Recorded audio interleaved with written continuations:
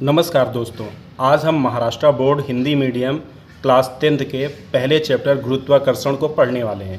गुरुत्वाकर्षण गुरुत्वाकर्षण गुरुत्वाकर्षण बल एक वैश्विक बल है। मतलब ये पूरे विश्व में लगने वाला, ब्रह्मांड में लगने वाला क्या है, बल है, जो ब्रह्मांड में किन्हीं दो पिंडों के बीच लगता है। इसके बारे में सर्वप्रथम सर आइजैक न्यूटन ने बताया था। पृथ्वी की वह क्षमता जिसके द्वारा वह किसी भी वस्तु को अपनी ओर आकर्षित करती है उसे गुरुत्व कहते हैं। अर्थात पृथ्वी की वह ताकत, वह क्षमता जिसके कारण किसी भी वस्तु को वो ऊपर से नीचे खींच लेती है, उसे ही हम क्या कहते हैं, गुरुत्व कहते हैं। और लगने वाले बल को गुरुत्वाकर्षण कहते हैं। और जो बल लग रहा होता है उस बल को ही हम क्या कहते हैं, गुरुत्वाकर्षण बल कहते हैं। इसी बल के कारण कोई भी वस्तु पृथ्वी पर गिरती है, जैसे पेड़ से फल का गिरना। नोट, यहाँ पे महत्वपूर्ण बात है, नोट। सर आइजैक न्यूटन ने गुरुत्वाकर्षण का सिद्धांत अपनी पुस्तक प्रिंसिपिया में दिया था। मतलब कि सर्वप्रथम सर आइजैक न्यूटन ने गुरुत्वाकर्षण का सिद्धांत कहाँ पे दिया, अपनी पुस्तक प्रिंसिपिया में दिया। अब अगली हेडिंग है वृत्ताकार गति। वह गति जो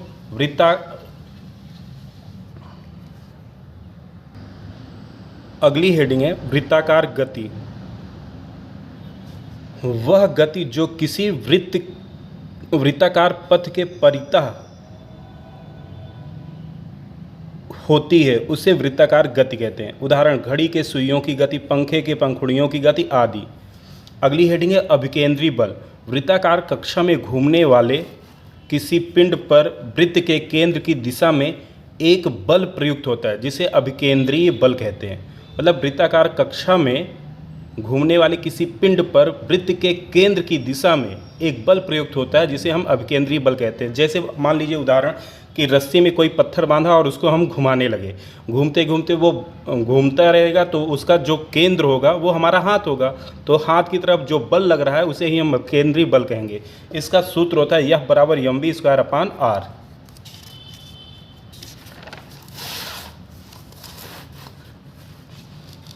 उदाहरण इसका है, जैसे चंद्रमा पृथ्वी के परितः गति करती है, पृथ्वी सूर्य के परितः गति करती है। अब अगली हेडिंग है केपलर का नियम। केपलर ने ग्रहों से संबंधित 3 नियम दिए और ये डायग्राम है, इसका चित्र है।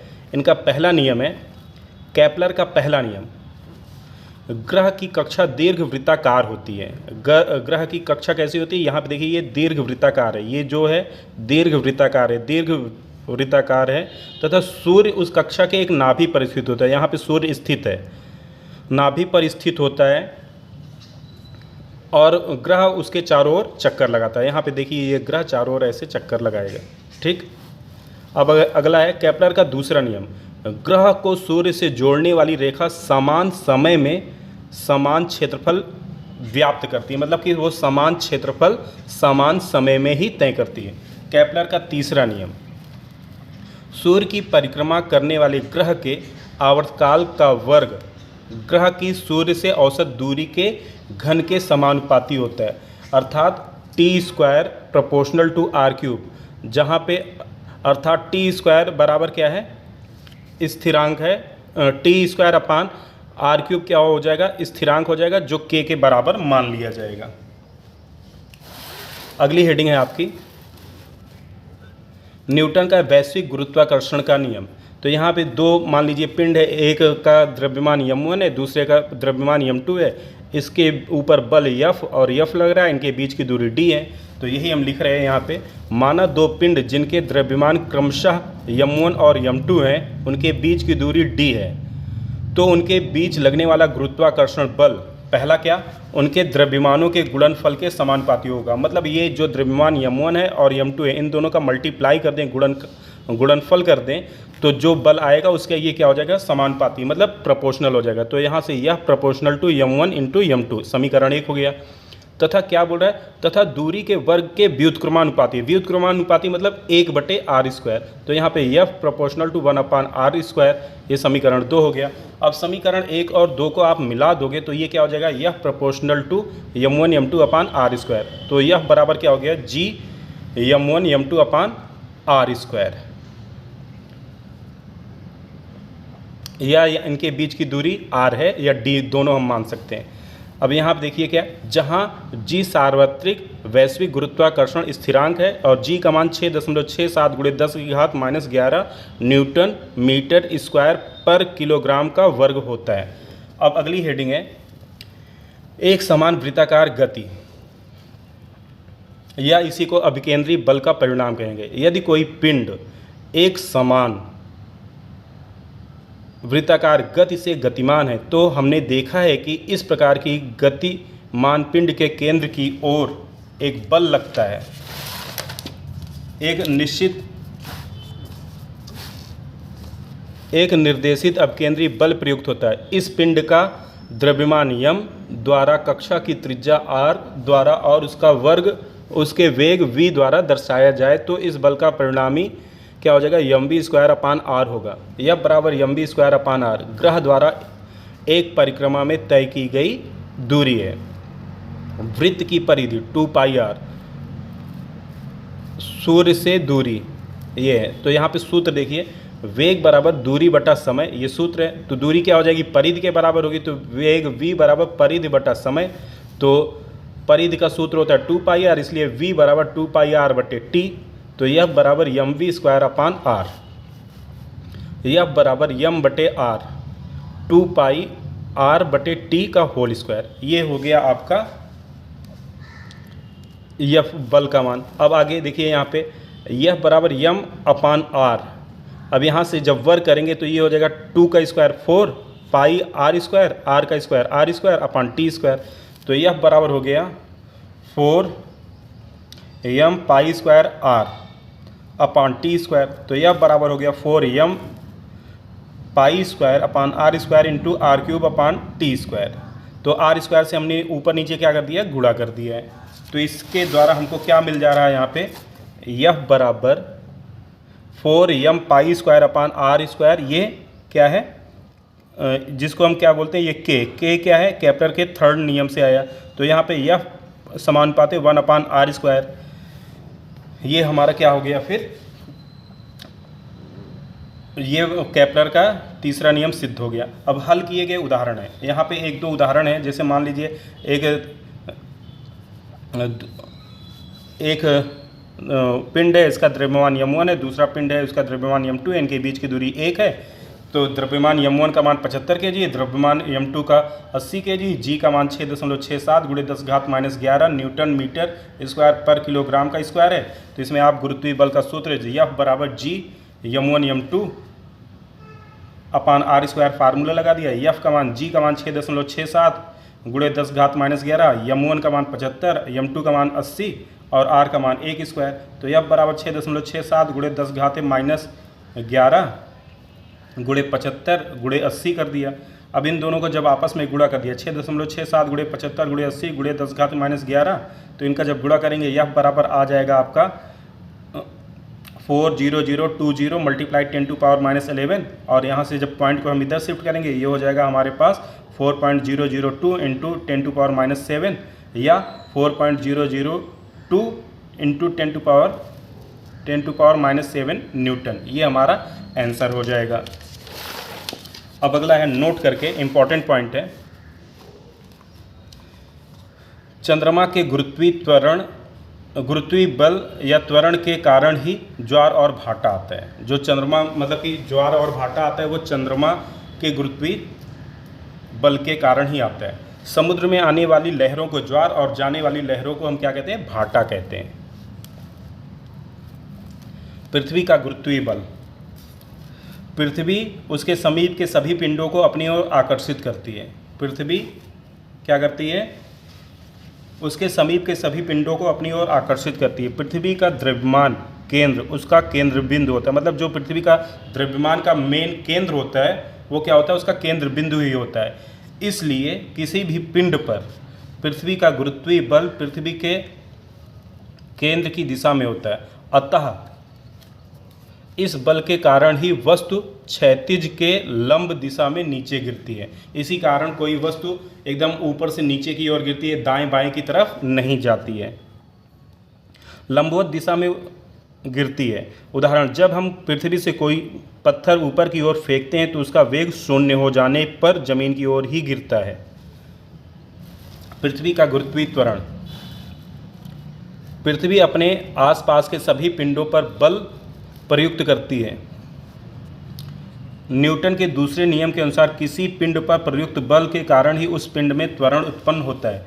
इस नियमानुसार पृथ्वी के गुरुत्वीय बल के कारण भी पिंड में त्वरण उत्पन्न होता है, जिसे गुरुत्वीय त्वरण कहते हैं और इसे जी अक्षर के द्वारा प्रदर्शित किया जाता है। त्वरण एक सदिश राशि है। त्वरण क्या है? एक सदिश राशि है। अब ये वाला क्वेश्चन बहुत इंपॉर्टेंट है, बोर्ड में कई बार आया हुआ ये क्वेश्चन है। पृथ्वी के पृष्ठभाग पर जी का मान। हम जानते हैं कि यदि पृथ्वी का द्रव्यमान यम, कैपिटल यम, तथा किसी पिंड का द्रव्यमान स्मॉल यम हो तो और दोनों के बीच की दूरी स्मॉल आर हो तो उनके बीच लगने वाला गुरुत्वीय बल यफ हो तो क्या हो जाएगा? गुरुत्वीय बल यफ बराबर जी यम एम अपान आर स्क्वायर। और दूसरा होता है फार्मूला यफ बराबर एम जी। यह मान समीकरण 1 में यहाँ पे रख देंगे तो एम जी बराबर G M m upon are square. तो यहाँ से यम कैंसिल हो गया तो ये जी बराबर G M upon are square हो गया। यदि पिंड पृथ्वी के पृष्ठभाग पर स्थित होगा तो आर बराबर आर, मतलब कि जो आंतरिक त्रिज्या है वो सतही त्रिज्या आर के बराबर हो जाएगी। तो जी बराबर G M upon are square. पृथ्वी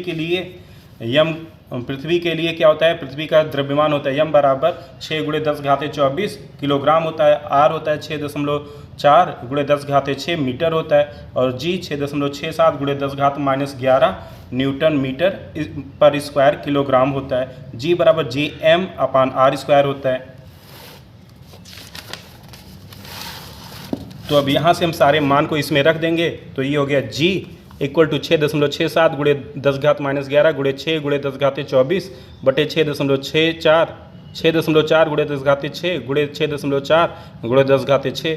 अब इसका जब हमने मल्टीप्लाई किया तो ये हो गया 6.67 × 6 10⁻13 बटे 6.4 × 6.4 10 यहाँ पे पावर 6 जुड़ गई, ये 12 हो गया और ऊपर जुड़ा -11 और 24 तो ये 13 हो गया। इससे ये कट गया तो 10⁻1 आ गया। अब ये हो गया जी बराबर 6.67 × 6 × 10 बटे 6.4 × 6.4। अब यहाँ पे जब ऊपर हमने इसको मल्टीप्लाई कर लिया तो ये आ गया हमारा जी बराबर 667 × 6 बटे × 10 बटे 64 × 64। इस सबका आपस में गुणा कर लिया तो आ गया क्या? 667 × 60 बटे 64 × 64। अब इसको हमने कट कर दिया 4 से तो ये हो गया 16 बार गया, ये 15 बार गया तो 667 × 15 बटे 64 × 16। अब इसको जब ऊपर हमने इन दोनों का गुणा किया आ गया हमारे पास 10,005 और नीचे गुणा किया आ गया 1024। तो इसको जब हमने भाग दिया आ गया 9.77 मीटर पर सेकंड स्क्वायर, या ये लगभग बराबर हो गया 9.8 मीटर पर सेकंड स्क्वायर के। अब अगली हेडिंग भी बहुत ज़्यादा महत्वपूर्ण है। स्मॉल जी मतलब गुरुत्वीय त्वरण के मान में होने वाला परिवर्तन। पृथ्वी के पृष्ठभाग पर होने वाला परिवर्तन। पृथ्वी के पृष्ठभाग पर जी का मान हर जगह समान नहीं होता क्योंकि पृथ्वी का आकार गोलाकार नहीं है, वह अंडाकार ओवल है। इसलिए जी का मान ध्रुवों पर सर्वाधिक, मतलब इसके ध्रुव मतलब किनारों पर कितना होता है? 9.83 मीटर पर सेकंड स्क्वायर होता है तथा भूमध्य रेखा पर सबसे कम 9.77 मीटर पर सेकंड स्क्वायर होता है। पृथ्वी के ऊंचाई के अनुसार परिवर्तन। अब ये पृथ्वी की ऊंचाई पर अगर हम पर्वत वगैरह पर जाएंगे तो इसका गुरुत्वीय त्वरण कितना होगा? तो पृथ्वी के पृष्ठभाग से ऊपर जाते समय केंद्र से दूरी बढ़ती जाती है, फलस्वरूप जी का मान कम होता है। स्थान, यहाँ पे कुछ उदाहरण दिए गए हैं, ध्यान से देखिए। स्थान, पृथ्वी के पृष्ठभाग से ऊंचाई किलोमीटर में और ये गुरुत्वीय त्वरण मीटर पर सेकंड स्क्वायर में है। पृथ्वी का पृष्ठभाग औसत, जिसे माउंट एवरेस्ट पे औसत है, पृथ्वी का पृष्ठभाग पर ये 0 होता है और इधर गुरुत्वीय त्वरण का मान होता है 9.81। माउंट एवरेस्ट की ऊंचाई लगभग 8.8 किलोमीटर है और इस पे जी का मान होता है 9.8। मानव निर्मित गुब्बारे द्वार ये 36.6 ऊंचाई तक जाता है किलोमीटर तक और इसका होता है 9.77। अंतरिक्ष यान की कक्षा 400 और इस पे होता है गुरुत्वीय त्वरण 8.7। यातायात उपग्रह की कक्षा 35,700, इस पे गुरुत्वीय त्वरण हो जाता है 0.25। अब गहराई पे जाते हैं, तो गहराई के अनुसार परिवर्तन क्या होता है? पृथ्वी के अंदर जाते समय जी के मान में परिवर्तन होता है, क्योंकि पृथ्वी की त्रिज्या घटती जाती है। इस प्रकार जी का मान बढ़ना चाहिए, परंतु फिर भी यह घटता जाता है। नोट: चंद्रमा का गुरुत्वीय बल पृथ्वी के गुरुत्वीय बल का छठा भाग होता है, अर्थात चंद्रमा का गुरुत्वीय बल 1/6 गुणे पृथ्वी का गुरुत्वीय बल, ये आपका सूत्र बन जाएगा। पृथ्वी का गुरुत्वीय बल 6 गुणे चंद्रमा का गुरुत्वीय बल। अब यहाँ पे क्वेश्चन है इससे रिलेटेड ही, यदि कोई व्यक्ति पृथ्वी पर 60 न्यूटन का बल लगाता है तो वह चंद्रमा पर कितना भार होगा? तो चंद्रमा का गुरुत्वीय बल बराबर 1/6 पृथ्वी का गुरुत्वीय बल, ये सूत्र है। तो 1/6 पृथ्वी का गुरुत्वीय बल है 60, 6 से भाग हो गया, आ गया 10 न्यूटन। ये हमारा आंसर हो जाएगा। अब महत्वपूर्ण प्रश्न ये भी है, द्रव्यमान तथा भार में अंतर। ये तो कई बार बोर्ड में आया है। तो द्रव्यमान और भार में अंतर: द्रव्यमान एक अदिश राशि है, जबकि भार एक सदिश राशि है। द्रव्यमान हर जगह समान होता है, जबकि भार किसी भी वस्तु का भार जगह जगह पर अलग होता है। तीसरा, पदार्थ में उपस्थित द्रव्य की मात्रा को द्रव्यमान कहते हैं, और ये पदार्थ के द्रव्यमान और उस स्थान के गुरुत्वीय त्वरण के गुणनफल को क्या कहते हैं? भार कहते हैं। द्रव्यमान को हम कैपिटल एम या स्मॉल एम से भी प्रदर्शित करते हैं, जबकि भार को हम डब्ल्यू से प्रदर्शित करते हैं। द्रव्यमान की मानक इकाई किलोग्राम है, भार की मानक इकाई न्यूटन है। द्रव्यमान का सूत्र के रूप में हम यम का उपयोग करते हैं, जबकि भार के लिए डब्ल्यू बराबर एफ बराबर एम जी का उपयोग करते हैं, इसलिए इसको हम न्यूटन से दर्शाते हैं।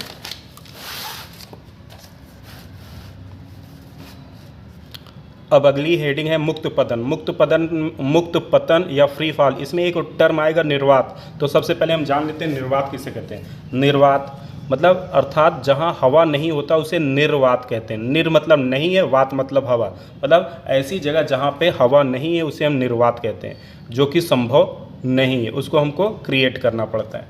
मुक्त पतन: जब कोई पिंड या वस्तु केवल और केवल गुरुत्वीय बल के प्रभाव के कारण गतिमान हो तो उस गति को मुक्त पतन कहते हैं। मतलब वहाँ पे केवल और केवल गुरुत्वीय बल पृथ्वी का कार्य करे और कुछ भी कार्य ना करे, कोई अन्य बल कार्य ना करे, तो ऐसे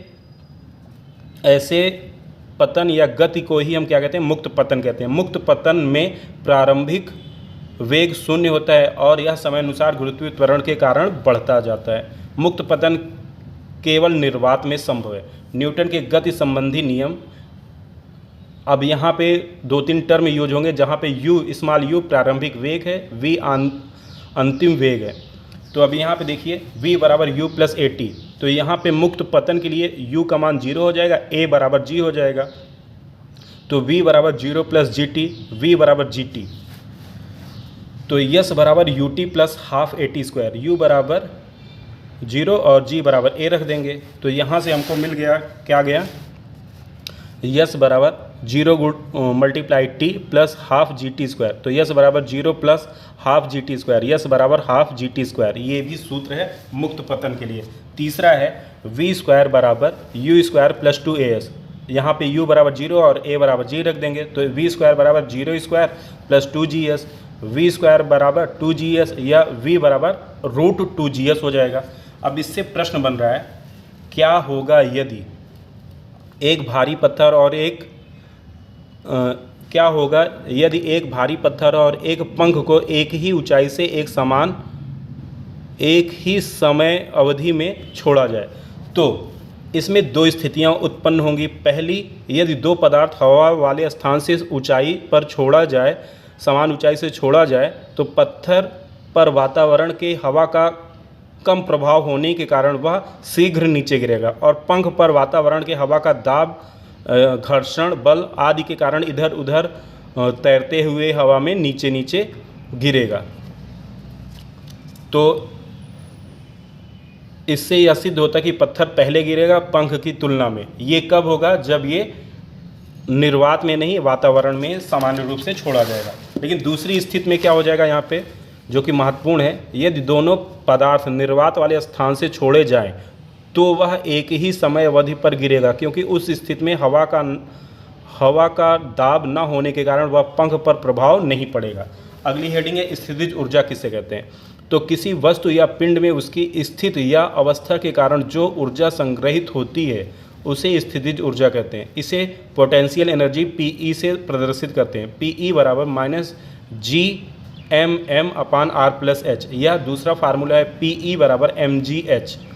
अब अगली हेडिंग है मुक्त वेग या पलायन वेग। यदि किसी पिंड का प्रारंभिक वेग बढ़ाते गए तो वह अधिक से अधिक ऊंचाई पर जाएगा और एक विशिष्ट प्रारंभिक वेग पर उस वेग से फेंका गया पिंड पृथ्वी पर नहीं गिरेगा। इसी वेग को मुक्ति वेग कहेंगे। पृथ्वी का मुक्ति वेग 11.2 किलोमीटर पर सेकंड है, अर्थात यदि किसी पिंड को 11.2 किलोमीटर पर सेकंड के वेग से फेंका जाए तो वह पुनः पृथ्वी पर नहीं आएगा, वो हमारी पृथ्वी की पहुंच से, गुरुत्वाकर्षण से आगे निकल जाएगा। अब इसके हम न्यूमेरिकल कर लेते हैं क्योंकि हमारी थियरी पहले लेसन की कंप्लीट हो गई। अब पहला प्रश्न है, यदि किसी एक ग्रह पर एक पिंड को 5 मीटर ऊपर से नीचे आने में 5 सेकंड लगते हैं तो उस ग्रह पर गुरुत्वीय त्वरण कितना होगा। तो यहाँ से मान लीजिए कोई पिंड ऊपर से नीचे गिर रहा है, यहाँ पे u बराबर 0 है तो यहाँ से ये 5 सेकंड लग रहा है और 5 मीटर की दूरी तय कर रहा है, तो g का मान निकालना है। इसमें हम सूत्र अप्लाई करेंगे, यस बराबर ut plus half GT²। u का मान 0 है क्योंकि प्रारंभिक वेग 0 है, यस मतलब 5 मीटर है, दूरी है, तो 0 × 5 प्लस 1/2 g, और t मतलब 5 सेकंड था, 5 × 5 हो गया, तो यहाँ पे 5, 0 × 5 ये 0 हो गया, हाफ, और ये 5 × 5 = 25 g, तो ये हो गया 5 बराबर 0 प्लस 25/2 g, तो यहाँ से 5 बराबर 25/2 g।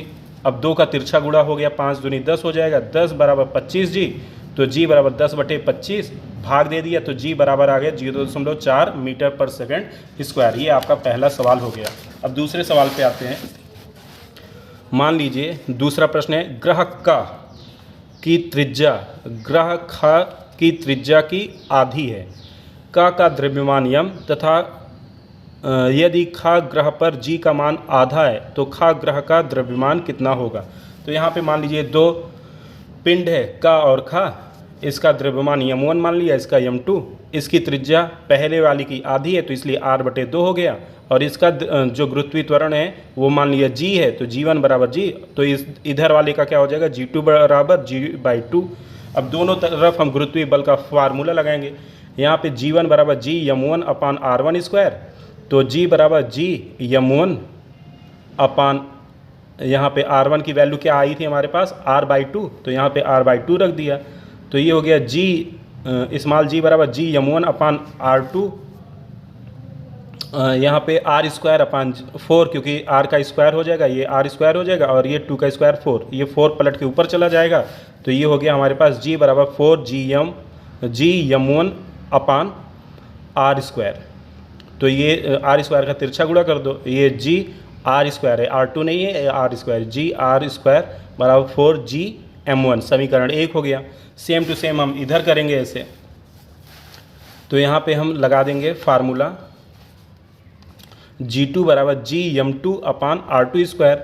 तो यहाँ पे r2 की जगह पे हमारे पास क्या है, r2 ही है, r2 की जगह पे r है, तो ये हो जाएगा r²। यहाँ पे ये क्या हो जाएगा, यहाँ पे ये हो जाएगा r², यहाँ पे ये नहीं रहेगा, ठीक है। तो g/2 बराबर gm2/r², यहाँ पे इस r² का तिरछा गुणा हो गया, ये gr² और 2 का इधर हो गया, तो 2gm2 हो गया, समीकरण 2। समीकरण 1 में समीकरण 2 से भाग दे दिया, तो ये हो गया gr²/gr² बराबर 4gm1/2gm2। अब ये पूरा यहाँ से कैंसिल हो गया, ये 2 2 जा 4 हो गया, और g से g कट गया, m2 हो गया, तो 1 बराबर 2m1/m2, तिरछा गुणा कर दिया, तो m2 बराबर 2m1, तो मतलब कि पहले जो दूसरे ग्रह का द्रव्यमान है वो पहले ग्रह के द्रव्यमान का दुगना होगा। यही आपका आंसर है। अब हम तीसरे प्रश्न पे आते हैं। तीसरा प्रश्न है, एक पिंड का द्रव्यमान और पृथ्वी पर भार क्रमशः 5 किलोग्राम और 49 न्यूटन है। यदि चंद्रमा पर g का मान पृथ्वी से 1 शतांश हो तो उस पिंड का द्रव्यमान और भार चंद्रमा पर कितना होगा। E बराबर, ये मान लीजिए पहला पिंड पृथ्वी है और ये मून है, चंद्रमा है। तो इसका द्रव्यमान m1 बराबर 5 किलोग्राम है और इसका भार 49 न्यूटन है। सेम टू सेम ये हमारे चंद्रमा पर इसका द्रव्यमान कितना है, 5 kg है और इसका भार हमको निकालना है। तो हमको पता है, हम जानते हैं कि द्रव्यमान कभी नहीं बदलता, इसलिए m1 बराबर m2 बराबर 5 किलोग्राम होगा। और दूसरा फार्मूला, चंद्रमा पर भार 1/6 गुणे पृथ्वी पर भार, तो ये W2 चंद्रमा का भार है, W2 बराबर 1/6 गुणे 49। तो W2 बराबर 1/6 गुणे 49, तो यहाँ से जब भाग दे देंगे तो W2 आ गया 8.166 न्यूटन। एक यहाँ से बदल आ गया इधर क्योंकि ये 5 से ज़्यादा है, तो ये हो गया W2 बराबर 8.17 न्यूटन। अर्थात चंद्रमा पर उसका द्रव्यमान 5 किलोग्राम और भार 8.17 न्यूटन हो जाएगा। अब हम अगले प्रश्न पे आते हैं। ऊपर फेंका गया एक पिंड 500 मीटर ऊंचाई तक जाता है, उसका प्रारंभिक वेग कितना होगा? उस पिंड को ऊपर जाकर पुनः नीचे आने में कितना समय लगेगा?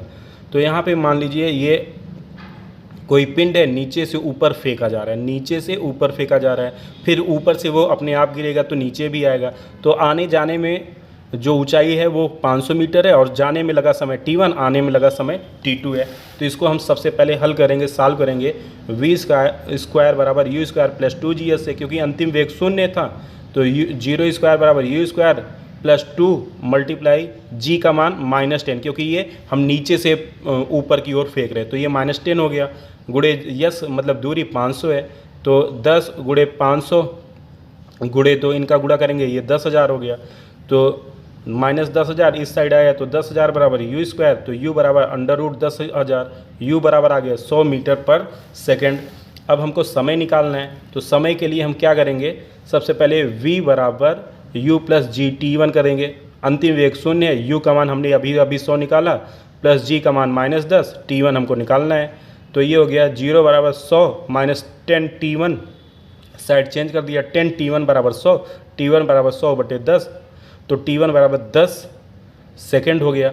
अब जो जितना समय जाने में लग रहा है उतना ही समय आने में लगेगा, इसलिए t1 बराबर t2 हो गया, तो t2 बराबर 10 सेकेंड। और हमको कुल समय निकालना है, तो t बराबर t1 प्लस t2, t बराबर 10 प्लस 10, t बराबर 20 सेकेंड। अर्थात उत्तर हो गया u बराबर, मतलब जो प्रारंभिक वेग है वो 100 मीटर पर सेकेंड है और कुल लगा समय कितना है, 20 सेकेंड है। अब हम अगले प्रश्न पे आते हैं। 5वां प्रश्न है, एक गेंद टेबल से नीचे गिरती है और 1 सेकंड में ज़मीन पर पहुंचती है। g बराबर 10 मीटर पर सेकंड है, स्क्वायर है, तो टेबल की ऊंचाई और गेंद का ज़मीन पर पहुंचते समय वेग कितना है, ये हमको निकालना है। मान लीजिए कोई गेंद है, नीचे गिर रही है, तो प्रारंभिक वेग शून्य रहेगा, उसकी ऊंचाई जो रहेगी वो उसकी दूरी के बराबर होगी, वो निकालना है, और अंतिम वेग v निकालना है। समय 1 सेकंड है, g का मान 10 मीटर पर सेकंड है, तो v बराबर u प्लस जी टी से करेंगे, v बराबर 0 प्लस 10 इंटू 1, v बराबर 10 मीटर पर सेकंड, h बराबर U T plus half G T square, तो h बराबर u का मान 0 गुणे t प्लस हाफ गुणे 10 की घात 5 गुणे 1 गुणे 1, h बराबर 5 मीटर आ गया। ये आपका आंसर हो गया। अब हम अगले प्रश्न पर आते हैं, जो कि छठा प्रश्न है। छठे प्रश्न में क्या है, छठा प्रश्न है, पृथ्वी है और चंद्रमा है, इनके बीच की दूरी 3.84 गुणे 10 घात 5 किलोमीटर है, और पृथ्वी का द्रव्यमान है 6 गुणे 10 घाते 24 और चंद्रमा का है 7.4 गुणे 10 घाते 22 किलोग्राम। इनके बीच जो ग्रेविटेशनल कांस्टेंट गुरुत्वीय त्वरण स्थिरांक है 6.7 गुणे 10 घाते -11 न्यूटन है। हम गुरुत्वीय बल का सूत्र लगा देंगे, यह बराबर g m1 m2 अपान डी स्क्वायर, सबका मान रख दिया, g का मान 6.7 गुणे 10 घाते -11 और m1 का मान मतलब कि चंद्रमा का द्रव्यमान 6 गुणे 10 घाते 24, ये पृथ्वी चंद्रमा का 7.4 गुणे 10 घाते 22, और नीचे उनके बीच की दूरी स्क्वायर थी इसलिए 2 बार लिख दिया नीचे यहाँ पे। अब इनको गुणा कर लेंगे, तो गुणा भाग करते हुए हमारा जो उत्तर आ जाएगा वो लगभग आ जाएगा F बराबर 2 गुणे 10 घाते 20 न्यूटन। इस तरीके से आपको करना है, कैलकुलेशन पूरा यहाँ पे करना है, देख लीजिए आप। अब आते हैं अंतिम क्वेश्चन गुरुत्वाकर्षण चैप्टर का, और इसके बाद आपका ये चैप्टर पूरा ख़त्म हो गया। पृथ्वी का भार 6 × 10⁻24 किलोग्राम है और उसकी सूर्य से दूरी 1.5 × 10⁻11 मीटर है। यदि उनके दोनों के बीच गुरुत्वीय बल 3.5 × 10⁻22 न्यूटन हो तो सूर्य का द्रव्यमान कितना होगा। तो यहाँ पे एक हमने पृथ्वी बना लिया E और ये सूरज यस, इनके बीच की दूरी 1.5 × 10⁻11 मीटर है। तो पृथ्वी का द्रव्यमान 6 × 10⁻24 किलोग्राम और चंद्रमा सूर्य का हमको निकालना है, m2 का निकालना है। गुरुत्वीय बल दिया है F बराबर 3.5 × 10⁻22 न्यूटन, G दिया है 6.7 × 10⁻11 न्यूटन। F बराबर सूत्र है G m1 m2/d²। और यहाँ से m2 हम क्रॉस मल्टीप्लाई कर लेंगे क्योंकि m2 हमको सूरज का निकालना है, तो d का इधर हो गया Fd²/G m1 हो गया। तो m2 हमको निकालना है सूर्य का द्रव्यमान, तो 3.5 × 10⁻22 ये गुरुत्वीय बल है, लगा दिया। और उनके बीच की दूरी d², तो 1.5 × 10⁻11 गुणे 1.5 × 10⁻11 और गुरुत्वीय स्थिरांक 6.7 × 10⁻11 और जो पृथ्वी का द्रव्यमान है 6 × 10⁻24। इसको पूरा सॉल्व कर लिए तो हमारा जो उत्तर आ गया वो आ गया 1.96 × 10⁻29 किलोग्राम। ये हमारा क्या है, ये हमारा सूर्य का द्रव्यमान है। इस प्रकार से आपका ये पहला लेसन कंप्लीट हो गया। धन्यवाद। Thanks for watching.